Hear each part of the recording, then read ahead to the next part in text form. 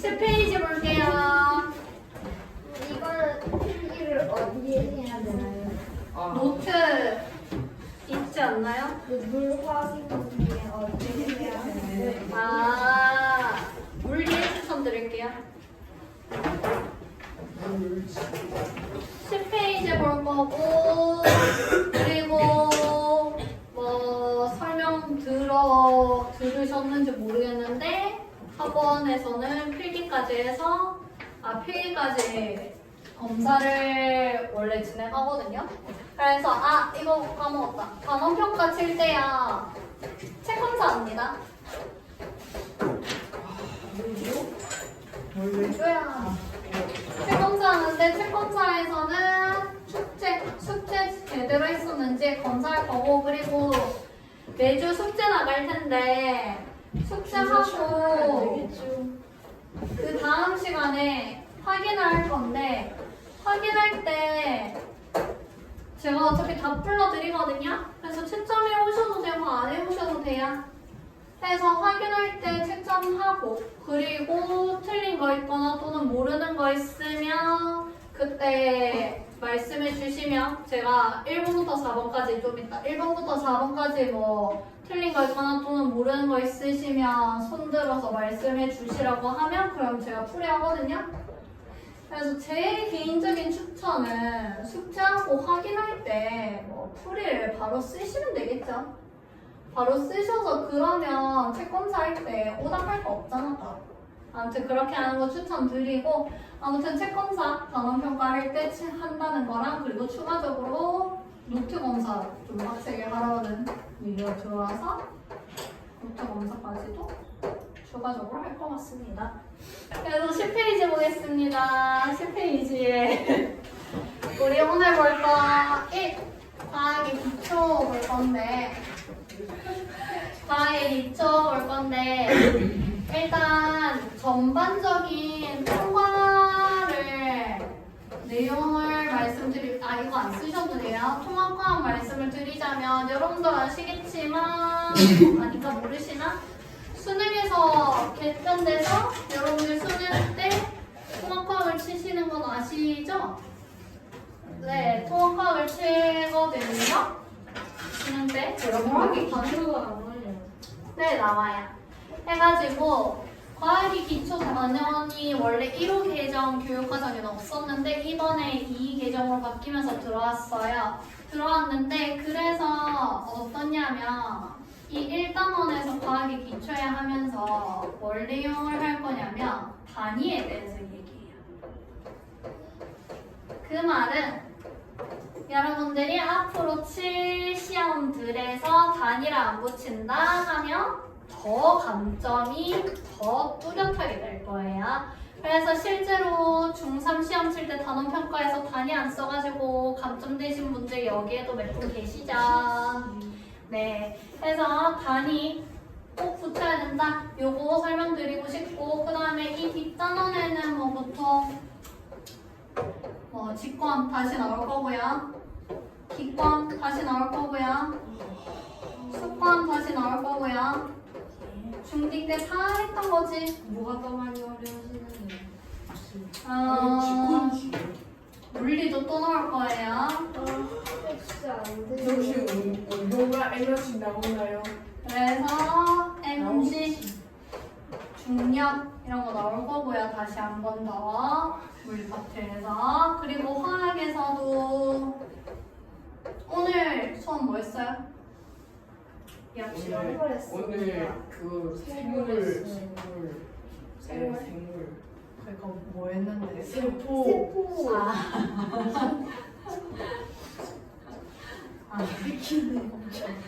생물에서는 이제 뭐 세포 소기관 이런 거 하면서 이거 그냥 암기고 이런 거 하고, 또 뭐 DNA 전사 복사 왜 재밌어지나요? 몰라. 그래서 뭐 이런 것도 나올 거고요. 그 다음 화학 파트에서는 중학교 때 했던 화학식 쓰는 거 또 나올 거고요. 그리고 당연히 원자 번호, 원소 기호 아셔야 될 거고, 안경 생겼잖아. 앙금 생성 거의 안 나와요. 암기는 좀 줄었다고 보시면 돼요. 그리고 추가적으로 이 화학식에서 하는 게 어떤 게 있냐면 뭐 중화 반응 뭐 이런 것들 나올 거고 뭐 산화환원 반응. 이게 뭐야? 그래서 이런 것들이 막 나올 거예요. 맞죠, 저 사람. 네, 이런 것들이 나올 텐데 해서 아무튼 간에 내용들을 보시면 중학교 때 다 봤던 내용들이 저기서 뭐가 제일 어려울 거예요? 그 혹시 총괄평 가실 때 3학년 것처럼 내실 거예요? 네. 난이도 있어요. 수능 정도의 난이도라고 생각하셔야죠. 예? 해서 여기서 제일 어려운 게 뭐냐라고 한다면 사실 저는 통합하기 어렵다고 생각하지 않는데 통합하기 어렵다고 생각하진 않는데 전반적인 추세를 봤을 때 수능 예시문화 이런 것들을 봤을 때 생물 파트가 이번에 좀 어렵게 나올 것 같다라고 저의 개인적인 예측과 다른 사람들의 예측을 말씀드리고 싶네요. 물리는 안 어렵네요. 물리는 어렵게 낼 게 없어요. 총괄평가 때 물리만 거의 다 내시지 않았나요? 물리가 아니었어요. 반 내시하는 날이요. 네, 너무 술취해서 얼마나 슬펐는지 아는데. 네. 먹금할 거고 우리 10페이지에 그래서 1번 기본량과 측정 보겠습니다. 기본량과 측정.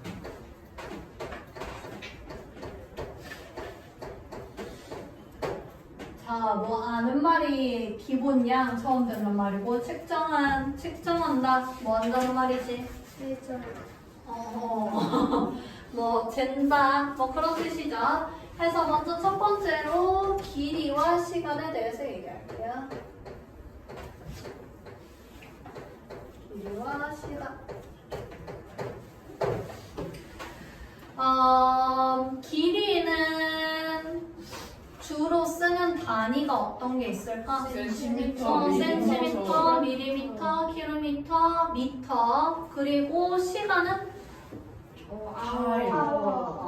아워, 세크, 초, 미니, 분, 뭐 이런 것들이 있죠. 그런 것들에 대해서 얘기를 할 건데 그런 것들을 얘기하기 전에 우리가 실생활에서 쓰는 것들도 많은데 뭐 원자의 개념에서 본다면 그러면 원자에는 안에 뭐가 있지? 핵. 원자 핵 있고요. 그 주변에 전자. 전자가 있지. 그래서 전자가 원자핵 주변은 어떻게 해요? 돌아요. 돌죠. 그래서 뭐 이런 것까지 얘기를 할 거라는 거예요. 전자가 한 바퀴 도는데 걸리는 시간. 짧을까 길까? 짧죠. 짧겠죠. 그런 것들까지 우리가 얘기를 해보겠다는 거예요. 그래서 자연 세계에 있는 것들을 다양한 길이와 시간에 대해서 우리가 규모들을 볼 건데 일단 그래서 첫 번째로 나눌 것은 자연 세계에 대해서 이야기를 해볼 겁니다. 자연 세계는 너무 작은 것도 있고요. 또는 우리 눈에 보일 정도로 좀 큰 게 있죠. 맞죠? 그런 것들이 있는데 걔네를 두 개로 나눠서 미시세계와 거시세계. 네? 많이 어려우니까 많이 어려워하냐고? 여기야?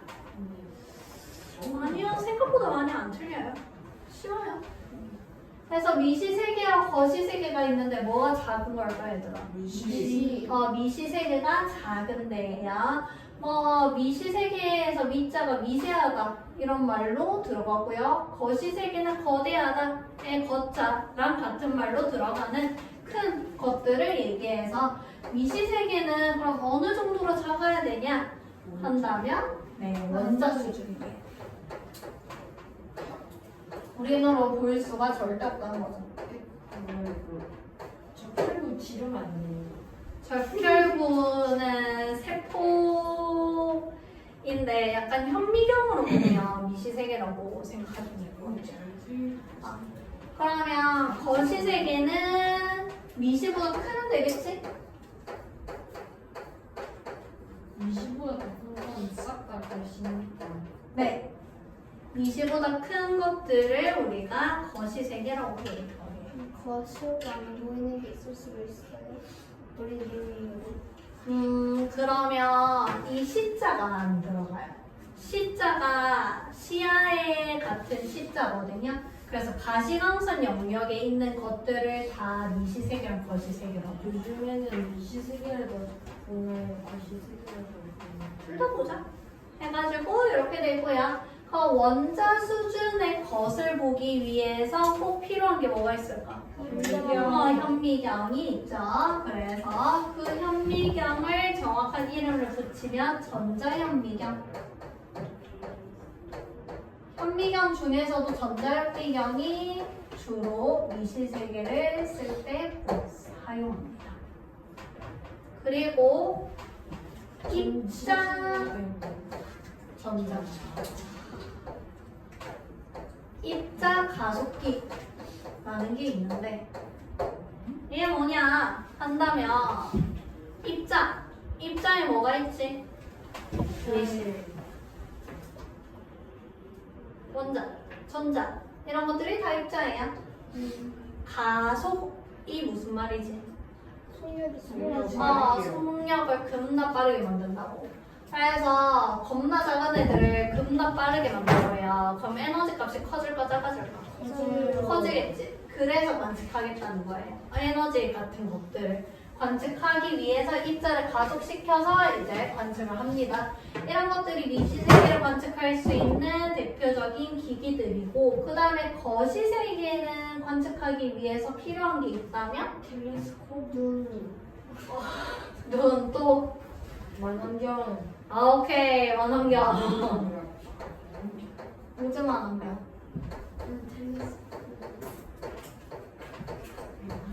됐고요. 또는 뭐 천체만원경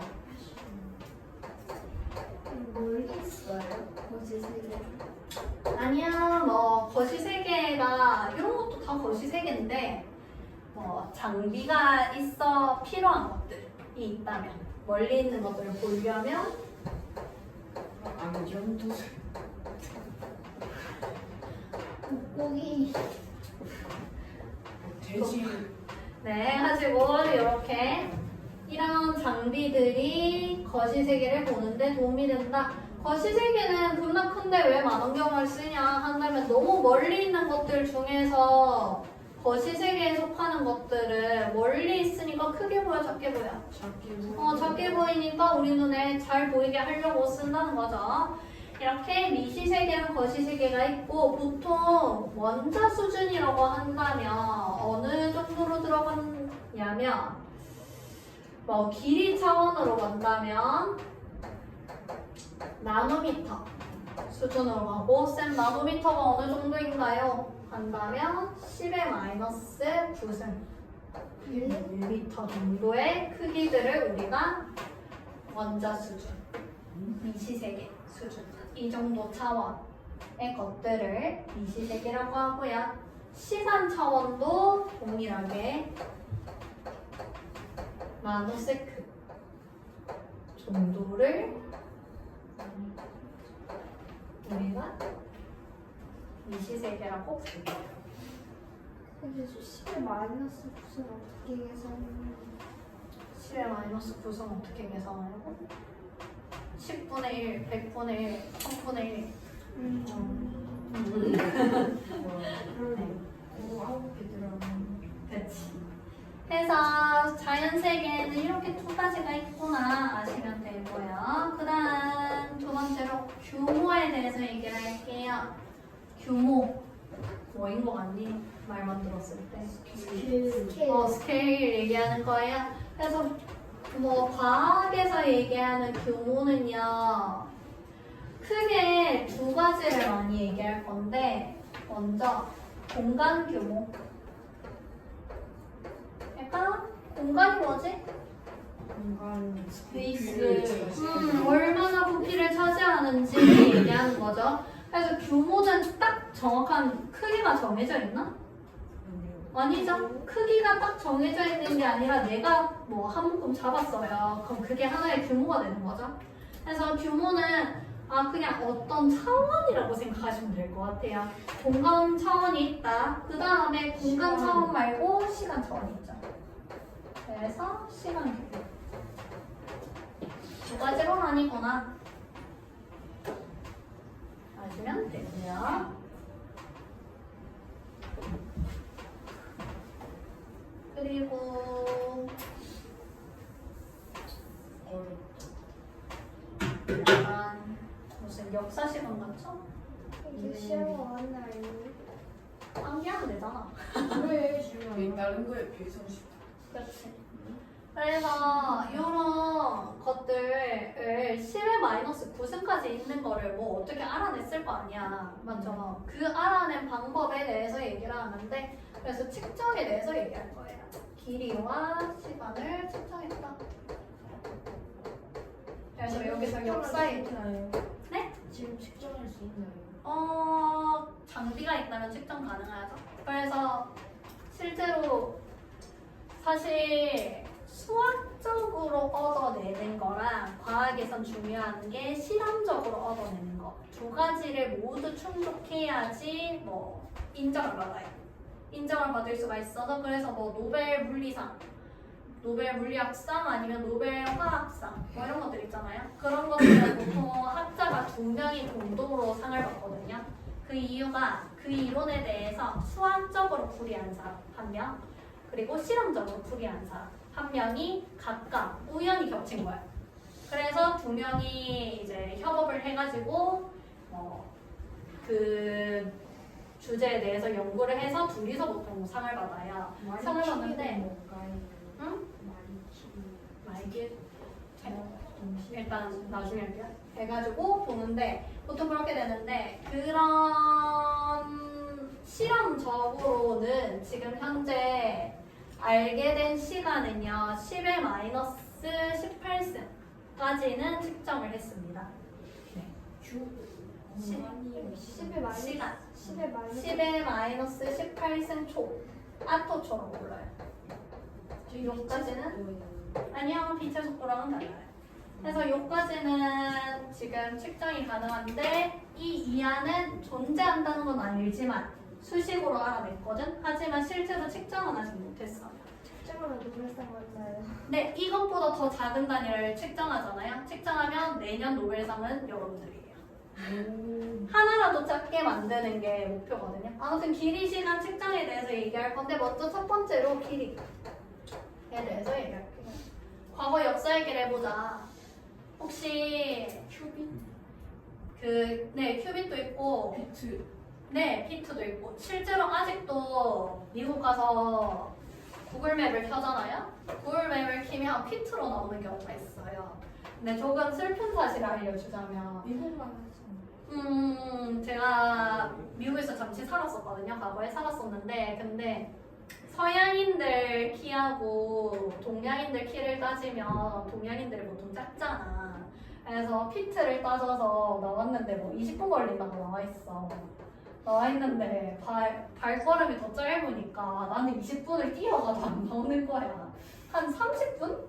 가야지 걸리거든요. 그래서 여러분들이 나중에 해외에 가서 피트를 쓰는 구글맵이 나온다 하시면 개구라니까 알고 가세요. 이 구글맵. 그래서 아무튼 한 30분, 20분 전 약속이다 하면 무조건 30분 전에 나가서 걸어가시길 바랄게요. 길이를 측정하는 그래서 첫 번째는 옛날에 피트를 이용했고요. 피트랑 비슷하게 또 사용했던 게 큐빗이라는 게 있습니다. 큐빗은 어떤 거냐면 요거 하나 길이 요거 하나 길이 해가지고 큐빗이라고 불렀거든요. 즉 피트나 큐빗은 뭐 이용한 거예요? 신체 이용한 거죠. 그래서 피트나 큐빗을 이용했고 그 다음으로 초등학교 때 약간 우리 원시인들처럼 살잖아요 아직. 그래서 그때 사용하는 게 자. 자가 된가? 인치는 인치? 인치도 사실 요 피트 큐빗에 들어가긴 하죠. 아무튼 해서 자가 두 번째로 이 자는요 언제부터 썼냐 한다면 제가 기억하기로는 조선부터 썼던 걸로 알고 있어요. 그래서 단위는 다르지만 하지만 자라는 게 있긴 했다는 거죠. 그래서 피트와 큐빅 그 다음 자 있고요. 그러면 지금은 뭘 쓰냐 과학실에서 보통 레이저 빛을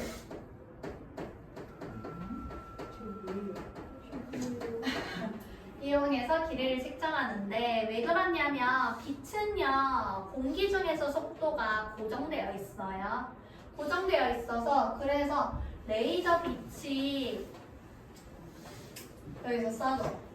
레이저 빛을 쏘는 빔이 있다고 할게요. 빔이 있으면 여기서 빔이 나와서 거울에 의해서 반사돼서 여기에 도달을 하겠죠. 도달하는데 이 시간을 측정을 해요. 시간을 측정해서 그래서 빛의 속도를 곱해. 시간 곱하기 속도하면 뭐 나와요? 거리. 아, 그치. 시간 곱하기 속도하면 거리 나오죠. 해서 요거를 반도가리면 그러면 요 사이의 거리가 분명하게 나오겠지. 그래서 이런 방법으로 지금은 길이를 측정합니다. 왕복했잖아. 그래서 이런 식으로 보통 측정을 합니다. 왜냐하면 보통 기기가 이렇게 붙어 있거든. 두 세트로 만들어 있고. 그래서 보통은 줄없는 자. 줄없는 자. 줄없는 자. 네네. 그런 이런 레이저 빛으로 쓰는 거는 대학교 가도 대학교에도 잘 없고요. 대학교에서도 거의 자 같은 걸로 해요. 자인데 좀 더 세부적인 자. 아무튼 그런 것들로 사용합니다. 그래서 길이 측정은 이런 식으로 좀 발전을 해왔고요. 그 다음에 시간 측정. 역사 시간에 배우죠. 앙불고. 앙불고 친구. 네? 시계. 회식이면 안 해시계가 안 불고 물시계. 그리고 자극. 자경로. 그래 내가 역사 공부 열심히 하세요 여러분들. 나의 지우를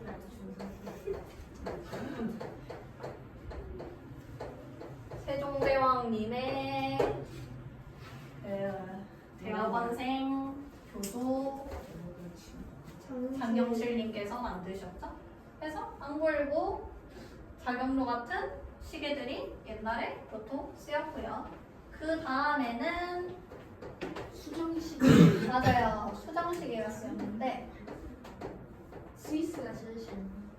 여기서 말하는 수정은요 그 보석 중에서 하나인 수정을 얘기하고요. 수정의 특징이요 그 변질이 거의 없어요. 변질이 거의 없고 그래서 이 친구 안에서 뭐 빛이 통과하는 시간 이런 거를 이용해서 뭐 아무튼 시간을 측정하는 거거든요.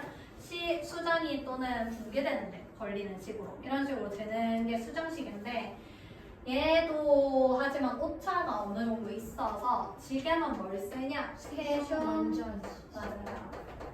세수용 원자식을 씁니다. 예. 얘는 오차가 없나요? 이 친구는 제가 알기로는 1000년에 1초 정도의 오차를 가지고 있다고 알고 있거든요. 그래서 오차가 거의 없어서 이제 세슘 원자시계를 주로 지금은 쓴다. 뭐 당연히 뭐 이런 시계에 있는 거 안 맞을 수 있고요. 맞다면 안 맞는 거죠. 이 세슘 원자시계를 사용하는 거는 보통 스마트폰 같은 시계가 정확한 것들 그런 것들은 세슘 원자시계로 이제 시간을 보내서 우리한테 나타난다라고 보시면 되겠네요. 해서 지금 교재 볼 건데 교재 10페이지 줄 걸게요. 많이 전에 한 번씩 오차 생기는 시계 만들면 너무 했어요. 그치? 맞죠? 그럼 지금 2014년이니까 그러면은 1초씩 그러면 1000년에 1초니까 그렇게 2056년이니까 또 2초 늦은 거 아니에요? 그렇죠? 노벨상을 받고 싶다면 이런 조그만 것들을 측정하시면 됩니다. 실제로. 그래서 10페이지 줄 끌게요. 일단 내용 보면 자연세계 길이와 시간 규모가 있는데 이때 1번에 자연세계 있죠. 자연세계는 크게 미시세계와 거시세계로 구분할 수 있다 되어 있는데 미시세계 밑줄, 거시세계 밑줄, 미시세계 밑줄, 거시세계 밑줄. 그리고 밑에 표로 되어 있죠. 미시세계는요. 정의의 원자 수준의 아주 작은 물질이나 현상들의 규모라고 되어 있는데 그래서 원자 동그라미 쳐줄게요. 미시세계 표에 정의의 원자 동그라미 미시세계 정의의 원자 동그라미. 그래서 예시를 보면 원자의 원자, 분자, 이온 같은 것들을 우리가 미시세계라고 부른다고 하고요. 거시세계는 미시세계보다 크기만 하면 됩니다. 그리고 관측 장비. 의외로 이거 시험에 많이 나와요. 그래서 미시세계는 관측하는 장비가 전자현미경 입자 가속기가 있다 해서 전자현미경 밑줄 입자 가속기는 잘 안 나와서 전자현미경만 밑줄 그어줄게요. 그리고 거시세계는 만원경 밑줄,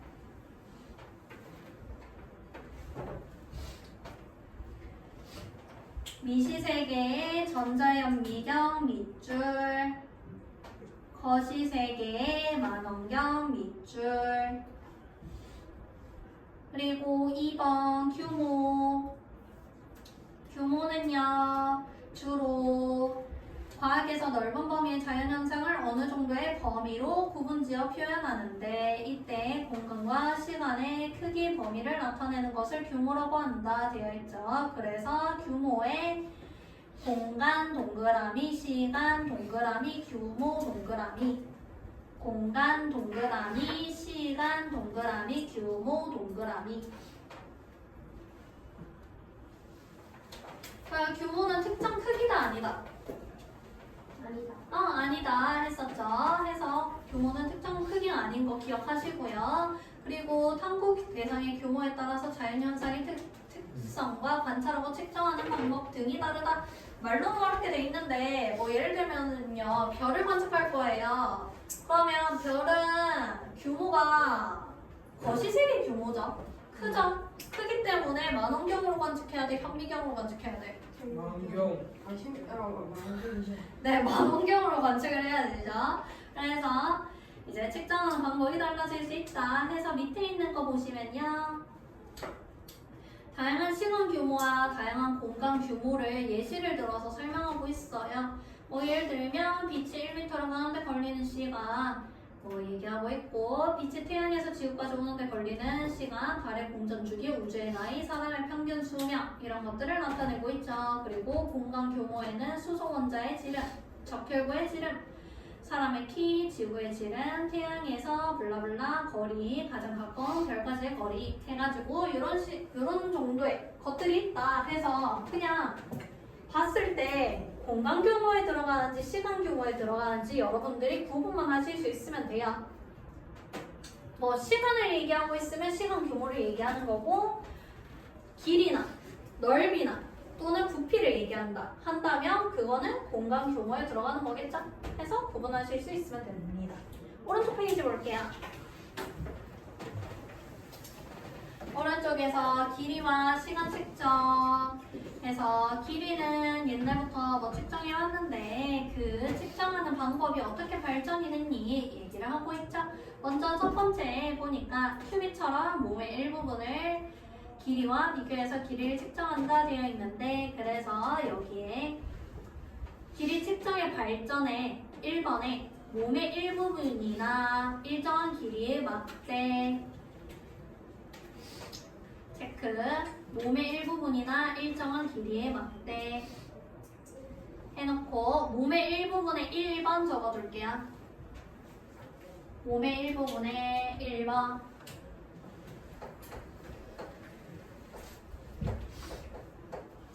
1번에 몸의 일부분. 그다음에 2번에 일정한 길이의 막대.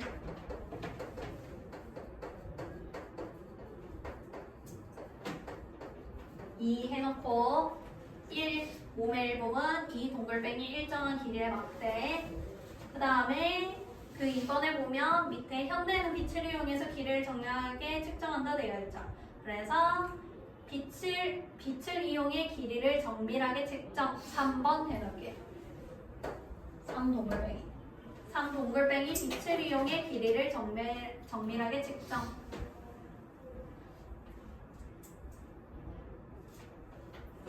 해서 밑에서 그림 멋지게 그려놨죠. 그리고 밑에 시간 측정 방법의 발전 보면 1번 밑줄 그을게요. 지구의 자전이나 공전을 이용해. 해서 거기도 1 동글뱅이 해놓을게요. 지구의 자전이나 공전을 이용. 1 동글뱅이 지구의 자전이나 공전을 이용. 그리고 2 동글뱅이 수정의 규칙적인 진동.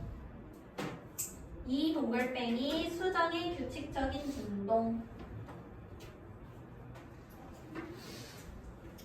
그리고 3 동글뱅이는 거기 밑에 있는 세슘 원자식에 저거 밑에다가 그림에다가 3 동글뱅이 해놓을게요. 세슘 원자식의 그림에 3 동글뱅이. 세슘 원자식에. 네. 해서 닫으시고 오른쪽에 날개 보시면 요런 것들로 뭐 GPS도 활용할 수 있고 지금 뭐 다른 것들도 잘 쓰고 있습니다. 해서 예시들 설명하고 있는데 관심 있으면 읽어보시고 뭐 그렇게까지 중요하진 않습니다. 해서 밑에 있는 개념 체크 2문제 풀어보겠습니다. 참고로 랜덤으로 시켜요. 사실 첫 번째로 떠드는 사람부터 시키고요. 그리고 다 조용하면 랜덤으로 시켜요. 네? 거시기랑 미세기는 시간 길이가 포함이에요? 네. 그러니까 챕터가 다르다고 보시면 돼요. 나누는 게 자연세계에서 미시세계와 거시세계로 나눌 수 있는데 또 자연세계의 규모의 공간하고 시간. 표라고 보일 수 있죠.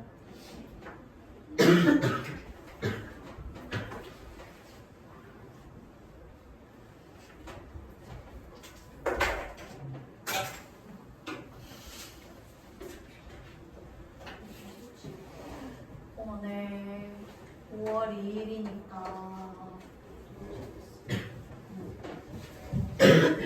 5번 2번 7번 하면 되겠네요. 너무 걸렸다. 너무 5번은 다 하셨나요? 다 푸신 것 같네. 네, 1번에 5번은 지윤씨. 잠시만요. 이거 하는 거 아, 오케이. 기다릴게요.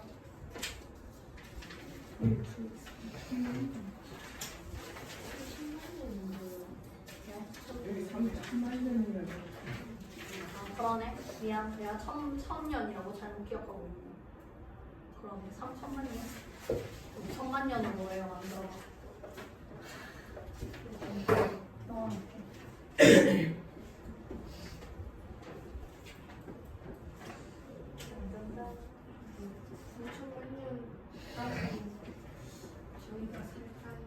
아니? 잘 가고.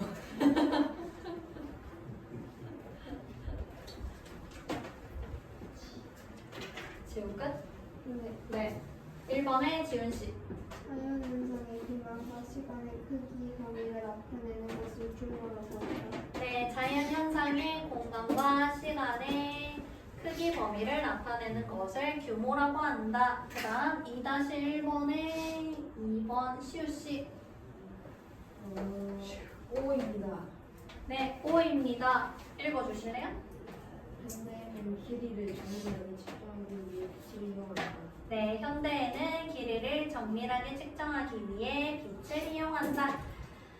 길이 측정할 때 빛 이용해서 레이저 빛 이용해서 측정한다고 했죠, 현대에는. 그 다음 7번이 저것이 없네? 원래 준영이가 아린씨. 그래서 2-2번에 아린씨.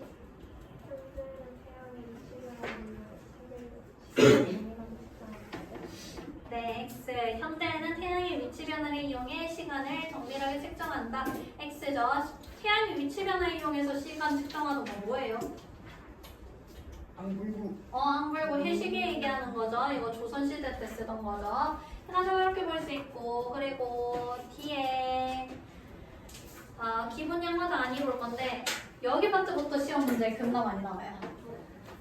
여기서부터 어린데. 온도 여기 왜 켈빈으로 나와 있어요? 켈빈이 약속된 단위거든요. 왜 도가 아니죠? 미국이 화실을 쓰는데 미국이 힘이 너무 세서요.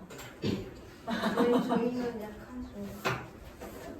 역사 공부를 하시길. 비비는 절대 그래서 기본 양 보겠습니다. 페이지는 12쪽이네요.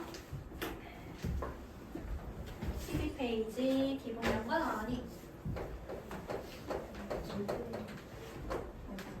이게 안 적었다.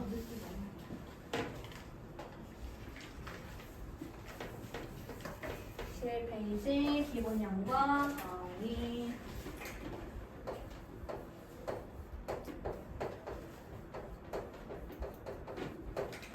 어렵나요? 아니요, 암기하시면 됩니다.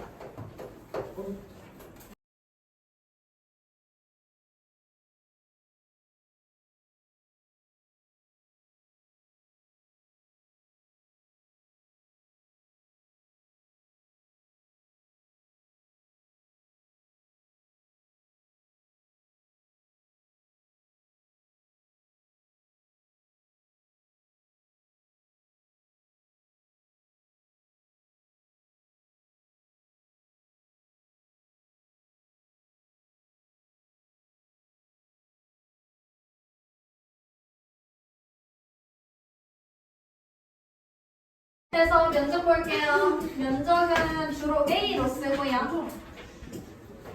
면접은 어떻게 될까? 단위가. 미터 제곱. 미터 제곱 때문에. 똑똑한 게 아니야.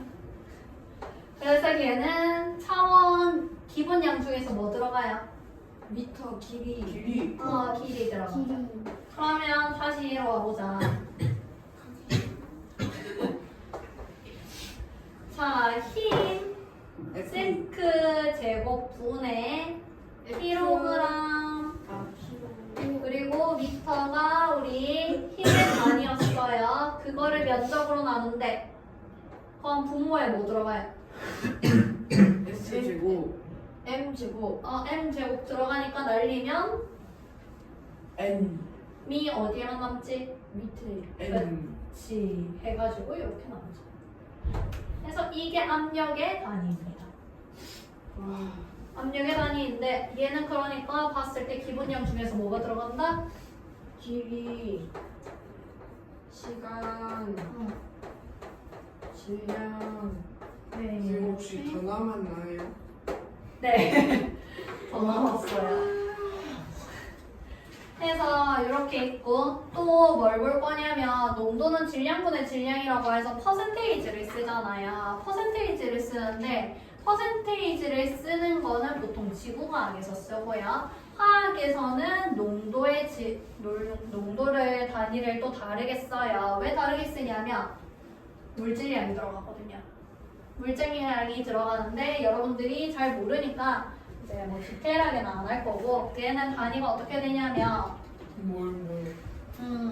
몰인데 즉 부피가 몇 몰이 녹아 있는지에 대해서 이야기를 해요. 그러니까 부피당 몰수라고 이야기를 하거든요.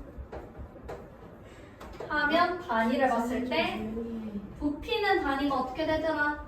부피의 단위는 M3 미터 3승이고 그 다음에 몰수는 물질량이랑 동일한 얘기예요. 즉 몰퍼 미터 3승을 씁니다. 몰수예요. 부피 단위가. 몰수. 몰수? 몰수가 뭐예요? 이 몰이라는 게 1몰이 뭐 하나의 덩어리 개수가 정해져 있거든요. 기체 기준으로는 기체가 22.4L가 들어있는 양을 우리가 1몰이라고 부르는데 아무튼 나중에 하시면 되고 밀도 안 했네. 밀도 있는데 밀도는요 그 부피랑 부피분의 질량이에요. 그래서 밀도는 부피분의 질량인데 그래서 단위를 적으면 어떻게 될까? M3 킬로그램 퍼 M3 미터 3승이 되겠죠. 너무 어려워요. 이제 그만하면 좋겠어요. 네, 여기까지 볼게요. 적당히 해서. 선생님 그러면은 저기 숫자 넣어서 구하라고 해요? 선생님 근데 여기 아니야, 책에는 숫자 목소리 나와서. 용량이 나오는데 동화 교과서에는 거의 없거든요. 동화 교과서에는 몇 개 안 나오는데 대부분 고등학교 가시면 교과서를 비상한 이유는 미래에는 있어. 근데 배터리 용량 배터리 용량은 교재 보면서 할 거예요. 교재만 보면서 할 거고 아무튼 이렇게 추가적으로 있자. 얘네 적어두시고 알아두시고 그러면 말씀하신 대로 문제가 어떤 식으로 나오냐 계산을 시키진 않고요. 뭐 나중에 농도의 단위가 이게 맞냐 하면서 문제가 나와요. 그러니까 그러면 몰에서 M을 대문자로 적으면 틀린 거예요. 서술형으로는 보통 잘 안 나오는데 이제 뭐 이런 식으로 나오죠. 다음은 유도량과 기본량을 단위에 맞춰 짝지어 놓은 것입니다. 그래서 기니들이 있고 이 중에서 뭐 유도량 기억 천지 보면 유도량, 농도, 몰퍼미터 3승 이런 식으로 나와 있어요. 그럼 그 선지는 맞는 거지. 맞게 짝지어져 있으니까. 그 다음에 뭐 니은 선지, 기본량, 힘, 뭐 킬로그램 곱하기 뭐 이런 식으로 미터 퍼 세크 제곱 이런 식으로 나와 있어. 그럼 그 선지는 틀린 거지. 그래서 맞는 걸 고르세요. 이런 식으로 문제에서 나오거든요. 그래서 생각보다 많이 틀려요. 여기. 즉 농도의 단위가 몰퍼 미터 3승입니다. 압력의 단위가 킬로그램 퍼 미터 세크 제곱입니다. 이런 식으로 외우셔야 되는데 이걸 그냥 이게 진짜 어려운 거예요. 이 챕터에서는 이게 제일 어렵고요. 아무튼 이거를 그냥 냅다 외우라고 하면 애들이 힘들어 하더라고요. 그래서 식으로 가져와서 했는데 아시면 좋다는 거죠. 해서 봐주시고 그리고 교재에 있는 12쪽부터 보겠습니다. 저 이거 그럼 넘어가면 이제 쉽나요? 네, 쉬워요. 진짜요? 네. 누구 기준인가요? 얘기하다 너무 나에 대한 신뢰가 없는데 항상 따시고 쉽게 해주신 적이 없어요. 12쪽 볼게요. 거의 다 내시고 하는 12쪽 볼게요. 물리량은 뭐 길이, 시간, 질량처럼 측정 동그라미 해서 그 값을 수로 나타낼 수 있는 해서 그 값을 수로 밑줄 측정 동그라미 그 값을 수로 해서 수 동그라미 쳐둘게요. 측정 동그라미 수 동그라미 측정하여 그 값을 수 밑줄 물리량 측정 동그라미 그 값을 수 동그라미 그리고 단위는 뭐 여러분들 아시죠? 연필의 단위는 필 자유 자루 아니 선생님 필은 뭐예요? 몰라 해가지고 그런 거 나오고요.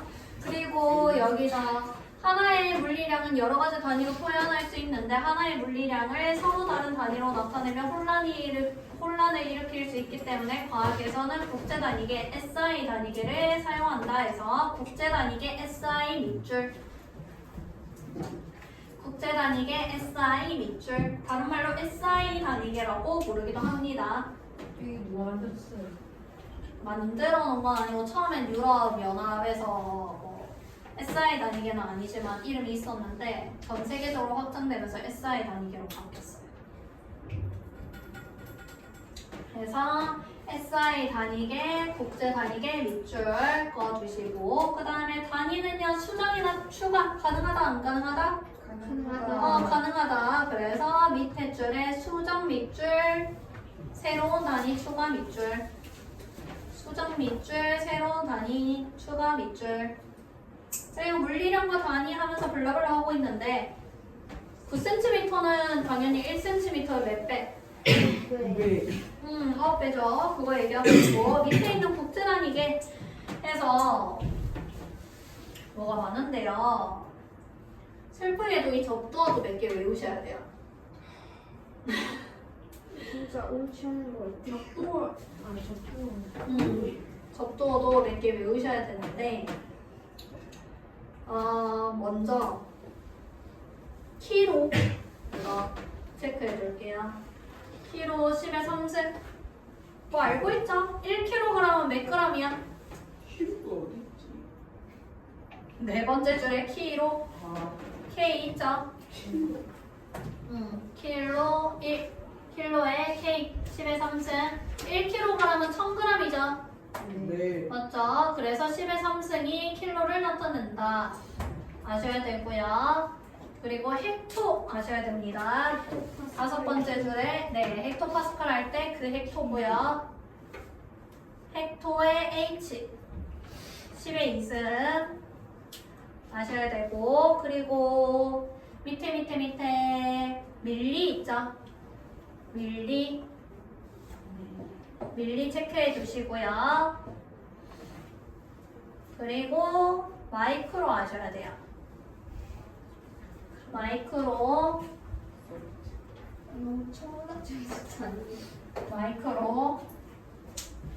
아셔야 되고 그 밑에 있는 나노까지 아셔야 됩니다.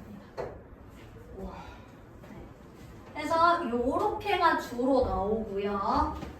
이 외에도 뭐 나중에 여러분들 고등학교를 갔는데 선생님이 이런 접두어를 매우 중요하게 여기시는 분이야 하면 이거 다 외우라고 해요. 근데 저는 그 정도는 아니라서 아무튼 와, 살았다. 해서 뭐 요 정도는 여러분들이 미리 아시면 좋겠죠. 오른쪽 페이지에 기본량과 유도량 볼게요. 기본량은 7종류 외우셔야 돼요. 매우 중요합니다. 길이, 시간, 온도, 전류, 광도, 물질량, 질량 해서 7가지 있는 거 표에 있죠. 표 동그라 뭐 밑줄 꺼 두시거나 해서 체킹해 두시고요. 단위까지 여러분들 외우셔야 돼요. 기본 단위. 그래서 기본량, 밑줄, 길이, 시간, 질량, 온도, 강도, 전류, 물질량 다 체크. 7개 밑줄. 이거 서술형에서 맨날 나와요, 고등학교.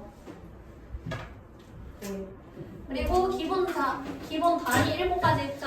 이것도 다 외우라고 했어요. 미터, 킬로그램, 초, 켈빈, 칸델라, 암페어, 몰. 해서 이것도 체크. 7개.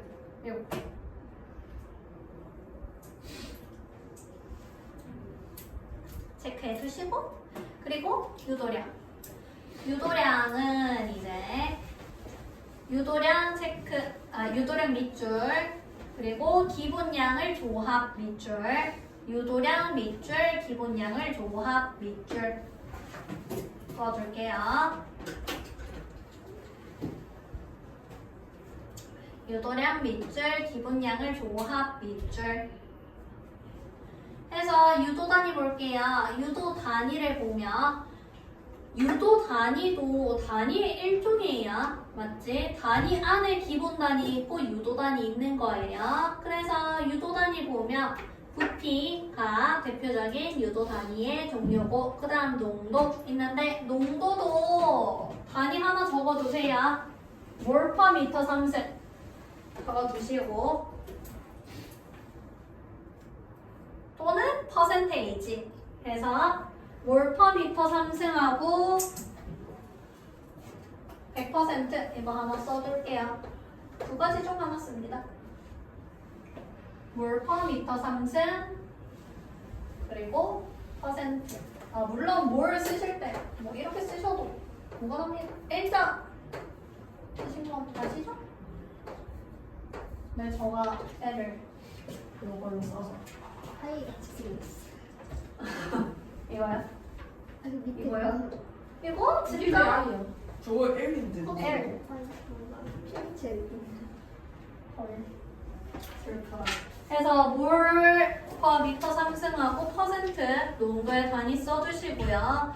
일단 속력 미터 퍼 세컨 도어 단위가 그다음에 배터리 용량 보시면 배터리 용량은 얘 계산할 때 전류 곱하기 시간으로 계산을 해서 즉 1시간 동안 얼마나 충전할 수 있니? 뭐 이런 걸로 우리가 보통 해놓거든요.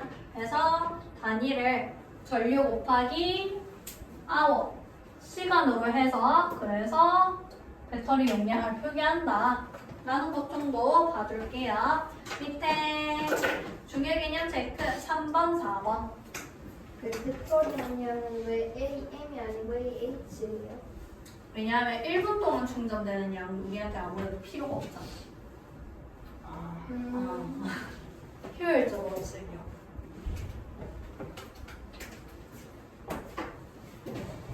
밑에 있는 3번, 4번은 내가 아까 몇 번 했더라.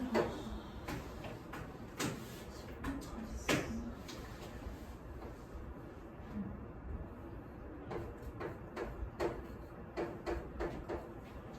저거 없어요 지금. 전압은 기본량이에요. 네? 전압은 기본량. 저 살렸으면 되지. 이거 봐봐. 아니 진짜는 말고 전압. 쓰면 안 돼. 7개 말고는 다 기본량이 아니에요. 쉬워져 있잖아. 뭐야?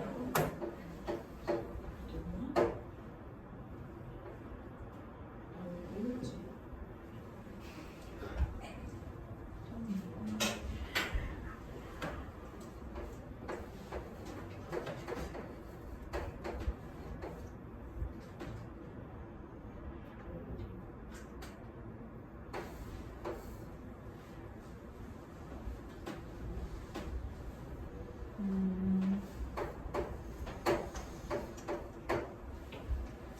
아, 13번도 없어. 1300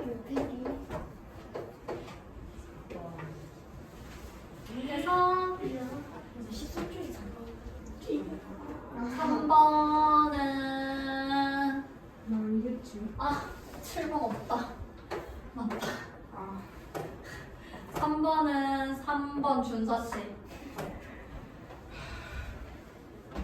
다른 물리량으로 정의할 수 없는 가장 기본이 되는 7개의 물리량을 기본량이라고 한다. 네, 다른 물리량으로 정의할 수 없는 가장 기본이 되는 7개의 물리량을 기본량이라고 한다. 그 다음에 4번은 1번, 4번이 지용씨.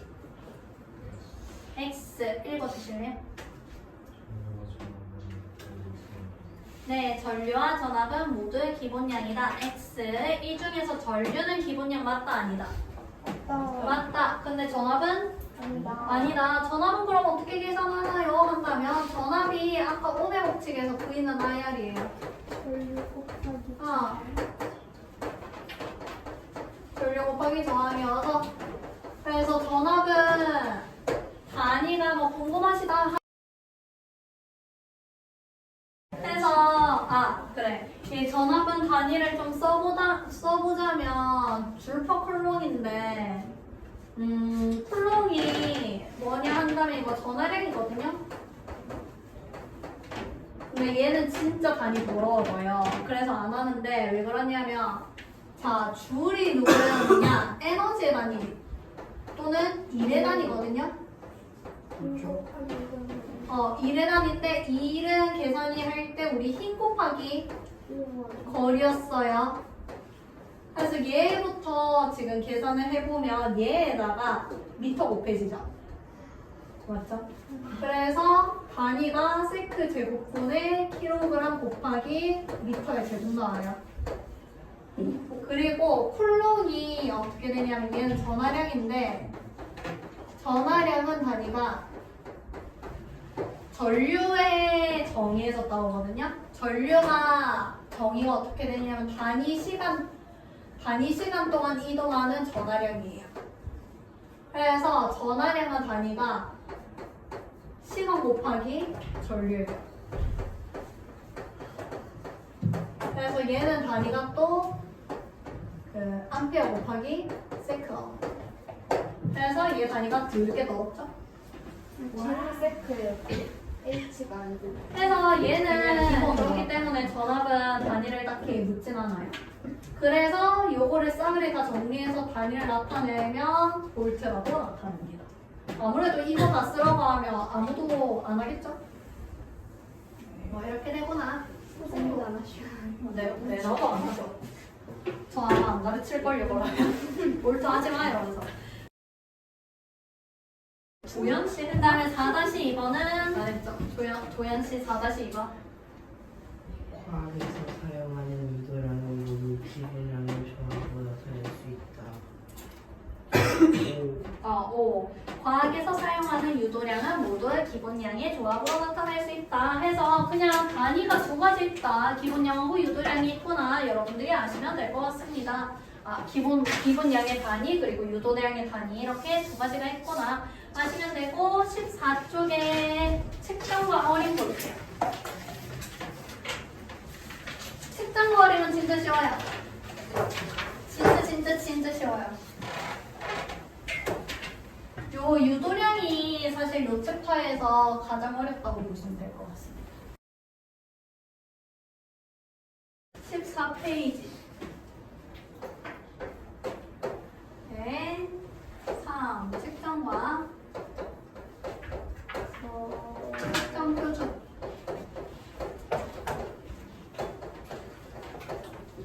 먼저 측정한다는 게 뭐라고?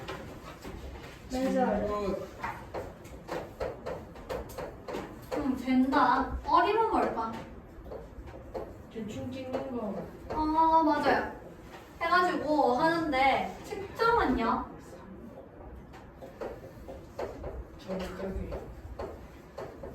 필수적으로 필요한 게 이제 도구가 필요해요. 그래서 측정을 한다는 것, 도구를 이용해서 그래서 그 물체의 길이나 시간이나 또는 질량 등을 우리가 알아내는 걸 측정이라고 하고요. 그 다음 두 번째로 어림은 뭘까? 반올림은 아니고 네, 문제중으로 추정하는 거예요. 쌤, 이 어림이 어디 쓸모 있나요? 하는데 물론 고등학교 때 쓸 일 없어요. 쓸 일 없는데 대학교 때는 쓸 일이 많아요. 왜 쓸 일이 많냐면 대학교 때는 실험 기구들 중에서 마이크로미터를 측정하는 기구도 있고요. 그리고 나노미터를 측정하는 기구도 있고, 즉 뭔 말이냐면 10의 마이너스 6승 미터를 측정하는 기구가 따로 있고요. 10의 마이너스 9승을 측정하는 기구가 따로 있어요. 그래서 만약에 10의 마이너스 6승짜리를 측정해야 되는데 이 나노미터 측정하는 기구를 들고 가서 하면요, 기기도 일단 겁나 무겁고요, 개빡치고 한 번에 하면 되는 거 5번 해야 되거든요. 그래서 그것의 크기를 대략적으로 알고 시작을 해야 돼요. 그래서 그런 경우를 우리가 어림을 사용한다 라고 이야기를 합니다. 종종 잘못 선택하면, 어림 잘못해서 잘못 선택하면 진짜 화나요. 네, 해보셨나요? 네, 해봤어요. 혹시 미국 대학 MIT에는 있습니까? 아니요? 선생님 대학 어디나? 안 알려줘. 혹시 브라운 대학이요? 고맙다. 해가지고 어림은 그런 경우에 이제 보통 쓰이고요. 추정할 때. 써야 되고, 그리고 어림은 즉 도구를 이용하지 않을 때 우리가 어림한다 라고 하고요. 주로 그래서 어림을 한 다음에 측정을 이용하는 경우가 많습니다. 그래서 그냥 대충 이런 경우구나 라고 보시면 되고요. 그럼 측정을 할 때는 무조건 얘도 도구를 이용한다면서요. 어림을 하고 난 다음에 그러면 측정할 때는 적절한 측정 도구와 측정 단위가 당연히 필요하겠죠? 맞죠? 그런 내용들을 볼 거예요. 그 다음 두 번째, 측정 표준. 정말 별 내용이 없습니다.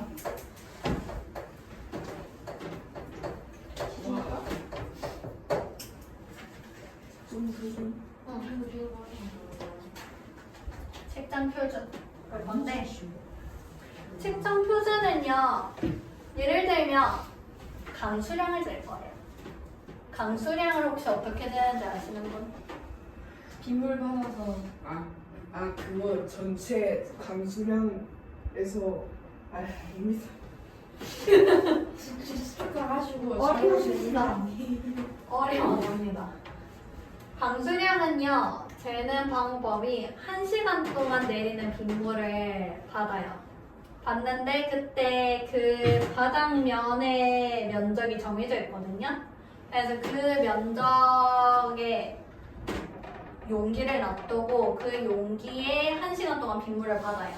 빗물을 받아서 얼마만큼의 높이가 찼는지를 측정하는 게 우리 측정 표준으로 쓰는 강수량이란 말이죠. 강수량인데 그런 것처럼 예를 들어서 빗물 강수량을 잴 거야. 근데 바다에서 해수면 높이가 얼마나 높아졌는지를 잰다고 치자. 말이 되겠니?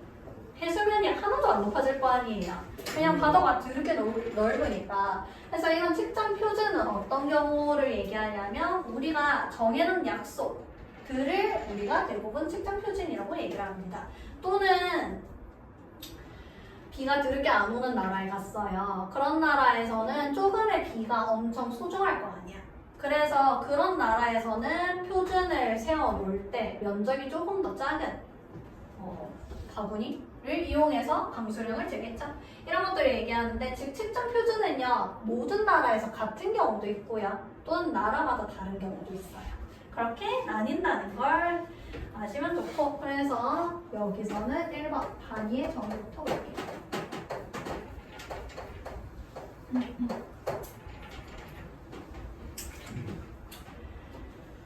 단위의 정의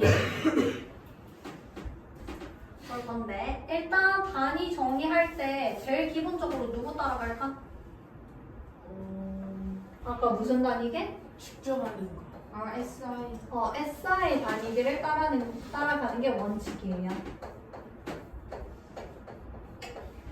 그래서 단위를 정의할 때 SI 단위계를 기본적으로 따라갑니다.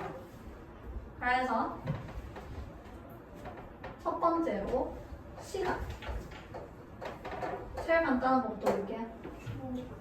시간은 현재 측정 표준으로 1초를 써요. 그럼 1초를 정의한 건 어떻게 될까요, 얘들아?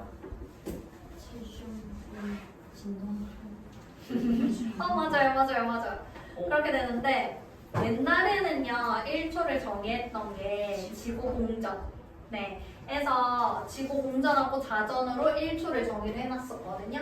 근데 이렇게 해놓으니까 문제점이 지구가 도는 것도 살짝 계속 주기가 조금씩 바뀐단 말이죠. 그래서 오차가 생각보다 커지는 거야.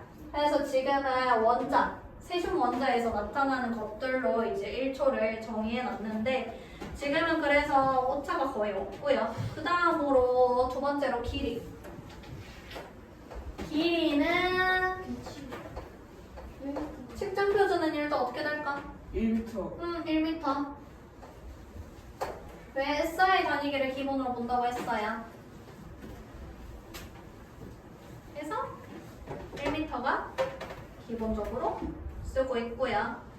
그리고 나머지 것들도 사실 뭐 이렇게 비슷하게 된다라고 보시면 되는데 그럼 이외의 것들이 뭐가 있냐? 우리나라에서 쓰는 측정 표준을 볼 건데 미세먼지. 혹시 미세먼지 단위 아시는 분? M 그 농도 아니에요. 나노 아니 나노가 마이크로 들어가잖아요. 비슷해요. 그럼 나노. 마이크로 길이 마이크로그램 퍼 미터 3승으로 오두 개로 썼다. 네. 미세먼지 농도를 이야기를 합니다. 우리나라에서는요. 그리고 네? 다른 나라는 달라요. 네, 다른 나라는 다르죠. 미세먼지가 너무 강한 나라면 이 단위로는 안 될 수 있습니다. 그 다음에 소음, 소음. 소리. 노이즈. 소리의 단위는 뭐 쓰는지 아십니까? 헬츠. 데시벨. 전동 아니 헬츠 쓰지 않아요? 이건 진동수. 에휴. 높이. 그래서 소음은 보통 데시벨을 쓰고요. 몇 데시벨부터 사람이 스트레스 받나요? 스트레스 받는 거는 정확하게 뭔지 모르겠는데 들을 수 있는 건 550까지인 걸로 알고 있습니다. 넘으면 어떻게 돼요? 못 듣죠? 기가 공간이 찢어지는 거. 아니요, 돌고래 초음파 우리 못 듣듯이 못 듣죠? 그냥. 네. 해서 소음은 데시벨로 나타내고요. 그 다음에 우리나라에서 나타내는 속력은 단위 뭐예요? 그거 말고 자동차 같은 거. 킬로미터 퍼를 주고 쓰요. 다른 나라도 달라요. 빠르죠? 마일스죠? 마일스는 나라가 미국이 대표적이죠. 그 다음에 온도. 우리나라의 측정 표준 어떤 거야? 오 섭씨. 섭씨. 도씨. 쓰고 있고요. 섭씨도 쓰는 나라 어디 어디? 섭씨가 대부분이죠. 대부분의 나라에서 섭씨를 씁니다. 미국은 미국 빼고 다 섭씨일걸요? 제가 알기로. 미국 혼자서 특별해져가지고 걔네는 페이커스 보면 진짜 어려운데. 그래서 우주 그 비행기 내가 바꿔야겠다. 그리고 또 혈당량. 미국 중국해. 혈당량 병원 가면 학생들은 매년 검사하나? 그래요? 몰라서. 저희 검사해야 돼요. 매년 하나? 모르겠네. 아무튼 이런 거 검진하면 하죠. 기본 검진. 얘는 단위가 어떻게 되냐면 미리그램 퍼.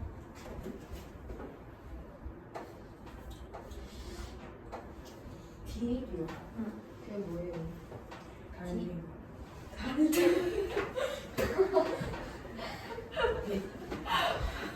네? 이게 데시벨이었잖아요. 이 D도 똑같이 적도하거든요. 그래서 데시리터라고 생각하시면 됩니다. 쉬운 거 알아요. 이거는 뭐 외울 필요는 아닌가? 얘네 두 개는 외우시고 얘네 두 개는 아시잖아요. 얘는 뭐 많이 나오진 않기 때문에 얘네 두 개 정도는 외워주시는 거 추천할게요.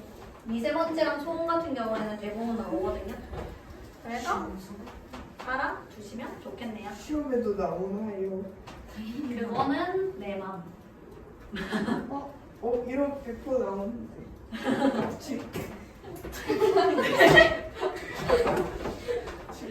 그래서 미세먼지랑 소음 정도는 알아두세요. 알아두시고 뭐 아무튼 이렇게 됩니다. 그리고 사례 블라블라 하면서 나오는데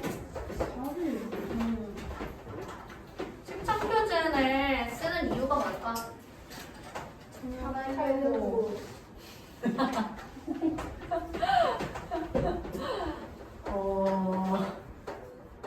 네, 좋은데.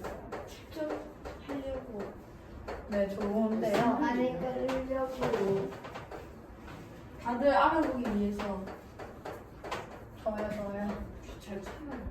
그래서 측정 표준을 사용하는 이유에 대해서 뭐 이야기를 하는데 문제, 즉 또는 사례나 의, 뭐 좋은 점 이런 식으로 뭐 말이 바뀌어서 나와야 사례라고 하기엔 좀 그런가? 아무튼 그래서 이유가 나오는데 먼저 첫 번째로는요 말할 때 그 왜 화시스는 미국이 미쳤다고 해요? 혼자서 쓰잖아요. 혼자서 쓰면 왜 뭐가 문제인데? 근데 자기 혼자서 이걸 뭐라고? 쓰는데 싹 다 허시스라잖아요. 약간 튀잖아. 이기적이잖아요. 아니 이정이 아니 걔는 그렇게 안 해. 걔네는 쓰라고 강요하진 않아요 여러분들. 혼자서. 그렇게 욕을 먹는 이유는 의사소통이 잘 안 되죠. 뭐 예를 들면 미국 사람하고 오늘 날씨가 어떠니 얘기하는데 걔네가 뭐 217 뭐 있다고 얘기를 해요. 그럼 몇 도인지 감도 안 올 거 아니에요. 그래서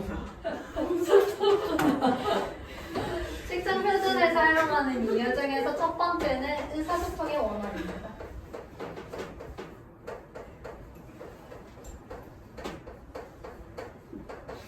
영도가 270. 273. 난 켈빈 안 쓴다. 누가 보고 그냥 준서야. 그래서 의사소통 원활을 위해서 쓰고요. 그리고 뭐 금 같은 거 요새 금값 겁나 비싸죠? 금 같은 거 사고 팔아요. 근데 걔네들도 한 돈이라는 그 표준을 쓰잖아요. 쓰는데 그 이유가 뭘까? 사고 싶어서. 거래에서 사기 안 당하려고 공정한 거래. 아 그렇구나. 뭐 아니면. 그러니까 예를 들어서 손톱만큼이요. 씩 팔아. 그러면 손톱 크게 큰 사람만 이득이겠죠? 맞네. 그래서 공정한 거래를 위해서 사용한다. 그래서 이렇게 공정한 거래가 필요하거나 또는 의사소통이 원활하게 돼야 될 때 직장 표준을 보통 사용하긴 해볼게요. 교재 14쪽 봅시다. 14쪽에 측정과 어림 있죠? 네. 네, 측정해서 측정 동그라미 그리고 측정 도구 사용 밑줄 측정 동그라미 도구를 사용 밑줄 측정 동그라미 도구를 사용 밑줄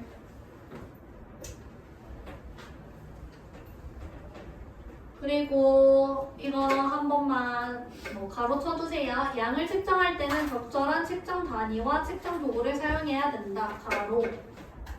양을 측정할 때는 적절한 측정 단위와 측정 도구를 사용해야 된다. 가로. 가로는 무슨 표시예요?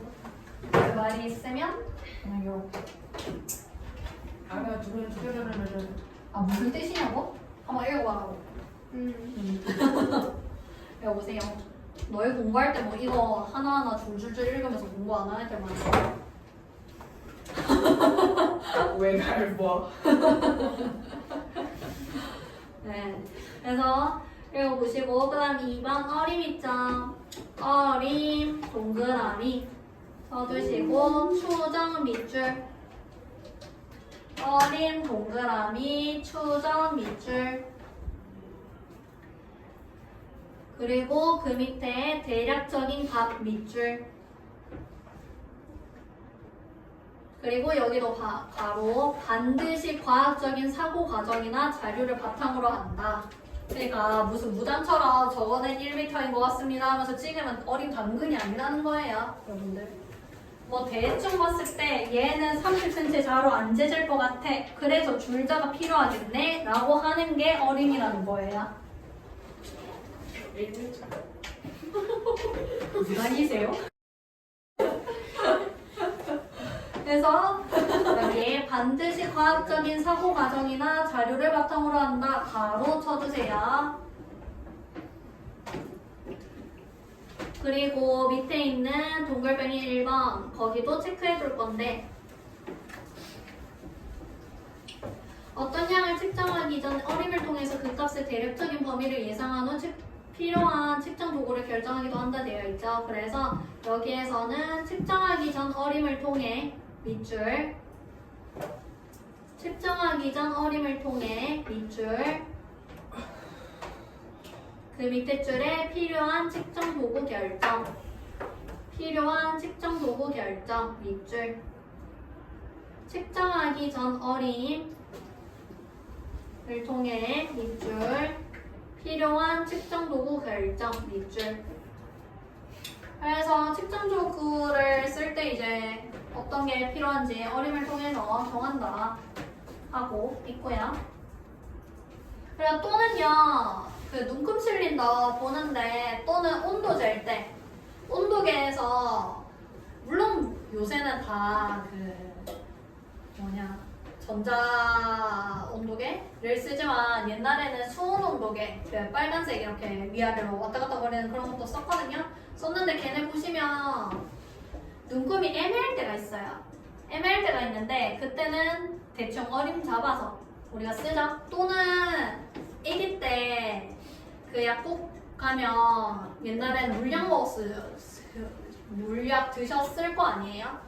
맞죠? 그 물약에서 할 때도 누가 6ml를 뭐 정확한 저울을 들고 와서 하겠습니까? 부모님들 타실 때 6ml 대충 보이면 6ml 됐네 하면서 파는 거죠. 맞죠? 뭐 기울인 정도까지 우리가 생각해서 타진 않잖아? 그래서 그런 것들을 다 어림이라고 한다는 거예요.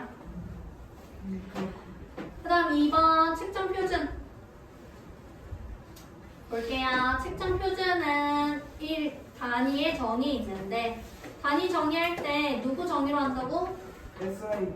SI 정의로 한다고. 그래서 거기 줄 거줄게요. 단위는 SI의 정의가 국제 공통의 측정 표준으로 사용. 단위는 SI의 정의가 국제 단위계의 정의가 국제 공통의 측정 표준으로 사용. 밑줄. 그래서 시간은 뭐가 측정 표준이다? 1초가 측정 표준이다. 시간 동그라미 1초 동그라미. 시간 동그라미 1초 동그라미. 왼쪽에 기본 단위에 재정의해가지고 뭐 들 게 뭐가 많은데요. 얘네를 정의할 때 무엇으로 정의했는지 설명하고 있어요. 길이 같은 경우에는 레이저 빛 이용해서 정의했다고 했죠. 그래서 빛의 속력을 통해서 기본 단위를 정해놨고요. 그 다음에 세크. 시간은 세슘 원자시계로 했다고 했습니다. 그래서 세슘 원자시계에서 진동수를 이용해서 나타냈고요. 킬로그램은요, 플랑크 상수라는 게 있는데 뭐냐고 묻는다면 다음 시간. 뭐 그냥 대충만 설명드리면 에너지라는 게 어떤 진동수가 커지면 커질수록 에너지 값이 커지거든요. 근데 진동수가 커질 때 에너지 값이 커지는 속도에 비례하는 상수가 있어요. 이걸 플랑크 상수라고 불러요. 아무튼 이런 게 있고, 그 다음에 A 암페어는 기본 전화 2. 아까 전에 쿨롱하고 관련된다고 했었고요. 그 다음 K는 볼츠만 상수라고 쟤는 전기랑 관련됩니다. 뭐 아무튼 이런 게 있고요. 나중에 K라는 상수가 고등학교 때도 나올 거예요. 그 다음에 몰은요, 아보가드로수라고 고등학교 때 화학에서 보신 거예요. 설명을 해줄 수가 없다, 얘는. 해가지고 이 정도로 하시면 되고. 그래서 결국 시간은 1초를 측정 표준으로 했다. 오른쪽 페이지. 길이는 뭐가 측정 표준이다? 미터. 미터. 그래서 길이 동그라미 1m 동그라미. 길이 동그라미 1m 동그라미. 그리고 2번에 측정 표준이 활용되는 사례 있죠. 해서 뭐 자동차 조립합니다. 온도 재고, 혈당 잽니다. 미세먼지 농도 측정합니다. 블라블라 돼 있는데 이거의 필요성을 여러분들이 줄에 글에 나와 있는 걸 좀 체킹해 두셔야 돼요. 사례 글을 보시면 1번 동그라미 일상생활에서 신뢰할 수 있는 측정 결과를 얻기 위해 밑줄. 일상생활에서 신뢰할 수 있는 측정 결과를 얻기 위해 밑줄 끊고 거기다가 1번 동글뱅이 해두세요.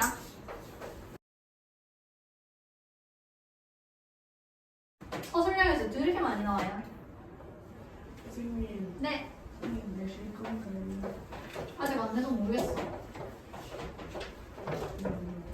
일상생활에서 블라블라 이거 밑줄. 일상생활에서 신뢰할 수 있는 측정 결과를 얻기 위해. 그 다음 2번. 원활한 의사소통과 공정한 거래 밑줄. 2번.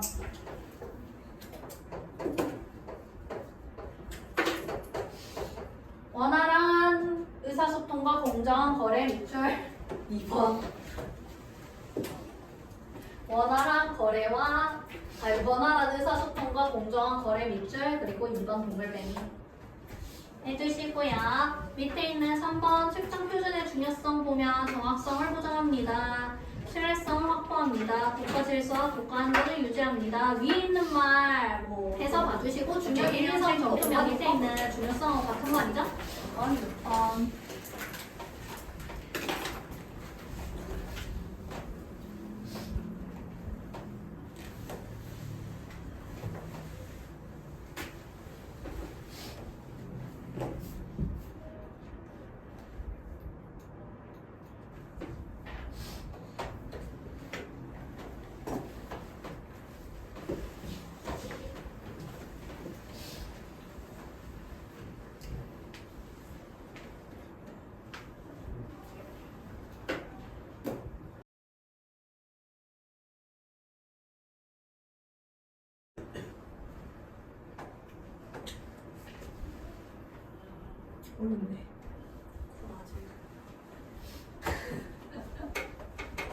시험 어렵게 되실 것 너무 짜증나요.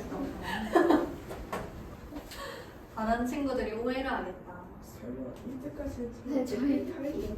3학년 때 물리 반평균 말해도 되나요? 나 38점 했어. 저 시험 쉽게 내요, 여러분들.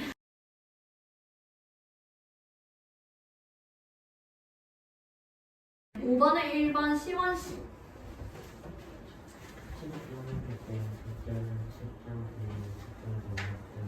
네, 측정을 할 때는 적절한 측정 단위와 측정 도구가 필요하다. 그 다음에 5번에 2번 우진씨.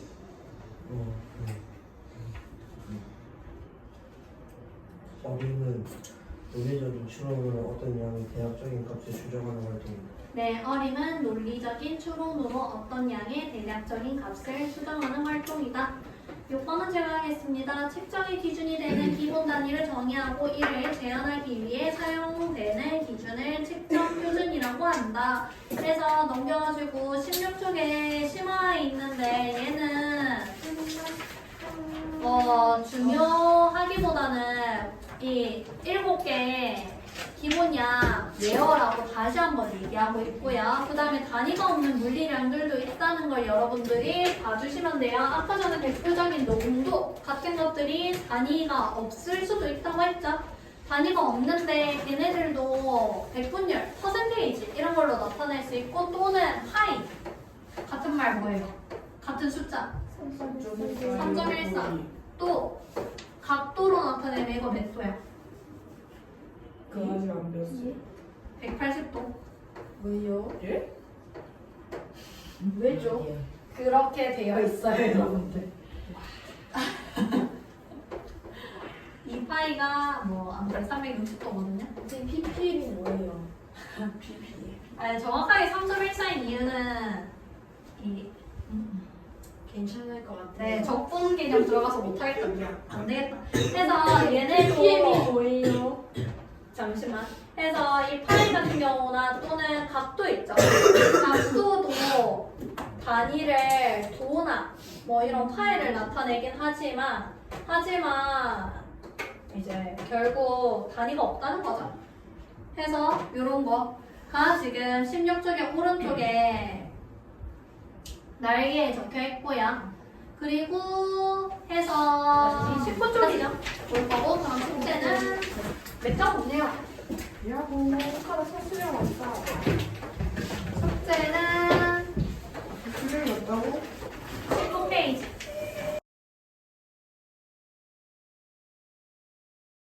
가지고요. 그리고 추가적으로 설명드리자면 아마도 다음 시간에 제가 이거 끝낼 거거든요. 이거 거? 예? 이렇게 빨라 했어요. 빨리 안 좋아요. 빨빨이는 10시에 딱 안 나가면 끝나잖아. 해서 그 제가 2단원의 신호와 디지털 정보 끝낼 거. 오늘이 5월 2일이죠? 5월 9일 날에 신호와 정보 할 거고, 그러면 이거 시험이 5월 16일이죠? 그래서 5월 16일에 이거 테스트 치니까 공부해 오시고